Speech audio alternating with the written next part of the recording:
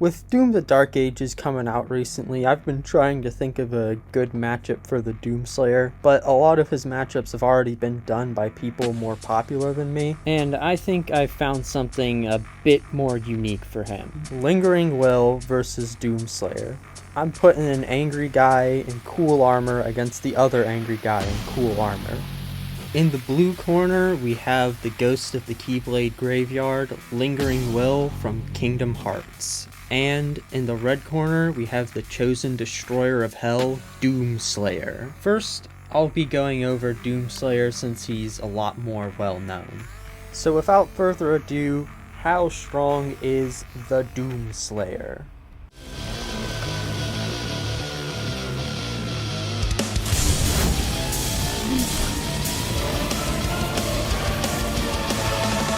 For starters, his guns are pretty much irrelevant to his scaling due to his bigger feats just completely trumping any of their estimated destructive power. And to put that into perspective, one of his guns was the power source for this. You can't just shoot a hole into the surface of Mars. 12 seconds later.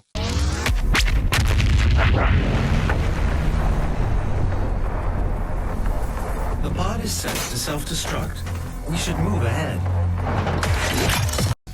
All those demons he's been killing for eons because they killed his pet rabbit are also irrelevant to his scaling. Even the giant one that I'm showing here. The real meat of his scaling is in the fight against the creator of the multiverse, Davoth. We can use this fight to measure Doomslayer's real power since Davoth was constantly generating hell, and hell encompasses multiple universes, and all of the demons literally fizzle out of existence when Davoth is killed. This would pretty comfortably put the Doomslayer at multiversal in terms of durability and attack potency. For his speed, he was able to outrun an RPG at a very, very low end. For more of a mid-end, he defeated the Khan Maker, who used light-based attacks, making Doomslayer hypersonic at a low ball and faster than light at a mid ball. For some of his wackier scaling, there's a statement saying that hell is unbound by time, space, and dimension, which would mean that the Doomslayer, for starters, would completely break the speed formula scaling to this entire realm, because the speed formula needs time to function. At his absolute highest end, you could put him anywhere from 6th to 7th dimensional, since Urdak is stated to be the 6th dimension, and Hell is superior to even that. So with anything from multiversal to complex multiversal power, like why does this guy use guns? Well, the two explanations are either that the guns are just for fun and to sort of drag out his fights, and the other explanation is that he empowers whatever weapons he's holding to be on his level. A lot of people just seemed to accept the first explanation, but I've actually noticed that there's some credibility to the idea he empowers his weapons, since he chooses to ready his shotgun when he's fighting the creator of the multiverse. If Doomslayer can empower his guns, he's gonna have a pretty serious range advantage. Just thought that was important to bring up, since most scalers kind of assumed that he would just use his fists against an opponent with equal power to himself. And one more thing before we move on is that despite having phenomenal cosmic power and being a complete rageaholic, the Doomslayer is not a total meathead. He does genuinely care about civilian casualties. During the intro of Doom 2016, he listens to Sam talk about how his experiments were for the good of humanity, looks down at a dead body, and then punches the monitor. Not because he's too cool for school, but because he's genuinely angry about the loss of life. So, with all of our bases covered, let's get into the next fighter, Lingering Will.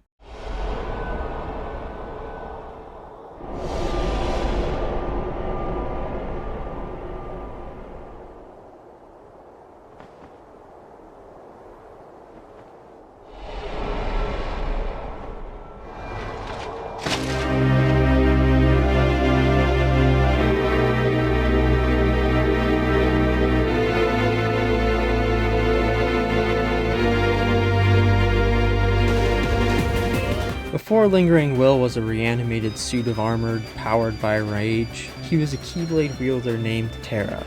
Terra lived and trained under Keyblade Master Ericus and his fellow Keyblade wielders Ventus and Aqua, till he was manipulated by trusted Keyblade Master Xehanort into helping him kill Master Ericus. He then led Terra to the Keyblade Graveyard where Xehanort planned to forge the ultimate weapon, the original Keyblade. A weapon that would let its user rewrite the entire multiverse. Xehanort also put Terra's friends Aqua and Ventus in danger, causing Terra's anger to finally boil over and allow Xehanort to possess him. But while Terra's body submitted and his heart succumbed, his mind refused to back down. He reanimated his armor with sheer willpower and gave Xehanort one of his only defeats. He spent years wandering that forgotten battleground until he eventually met Sora, the main character, at which point the pause screen says that he's the strongest opponent in the series up until that point. This would mean he scales to basically every Kingdom Hearts character or any of the feats that I'm going to be discussing here. For starters, Sora was able to dodge lightning from Ursula, who was using the actual sky to shoot lightning. Multiple characters have even dodged light-based attacks. Sora's Keyblade beam reaches the moon here in about 0.01 seconds, and it takes light about 1.26 seconds to do the same thing, meaning he's approximately 25% faster than the speed of light, and Keyblade gliders can catch up to interstellar vehicles, adding even more consistency to the light speed scaling. There's also the time Sora and Riku deflected a bunch of different lasers coming at them from different angles. This would add even more consistency to the light speed stuff. For AP and durability, he scales to Aqua, who is able to, with a bit of help, shatter the original Keyblade, which, as mentioned before, grants the power to rewrite the multiverse. This is backed up even further when the Guardians of Light used their Keyblades to hold together the embodiment of the multiverse, Kingdom Hearts, and prevent the collapse of all reality. So the multiversal meta is actually very consistent. For some of his wackier scaling, you could say that moving in the absence of time would totally break the speed formula, and the original Keyblade was forged on a higher dimensional plane. Both Xehanort and the Realm of Darkness can transcend space and time. The original Keyblade being higher dimensional even by the standards of Xehanort would make it anywhere from low complex to complex multiversal in attack power. If you didn't know what all those words were, it basically means the Doomslayer and Lingering Will have extremely similar stats. And to complement his massive amounts of power, he also has a ton of hacks abilities. He can summon lightning, shoot fire, completely heal himself, and even stop time. To add even more versatility to his bag, he can turn his Keyblade into a whip, a bike to run you over, and he can also teleport to top it all off. I'm gonna stop listing his hacks here, but I think you get the point. He has a ton of different options that can either shut his opponent down or just catch them off guard. Basically, he's a wizard. So with all that said, who's gonna end up winning? Well, the Doomslayer and Lingering Will actually have pretty even stats. They're both multiversal to an unknown extent. Both of them have combat speeds that match or exceed the speed of light, with Lingering Will only being 25% faster. Doomslayer has way more experience than the Lingering Will, and his guns would give him a range advantage, but the Lingering Will just has way too much in his bag for Doomslayer to deal with.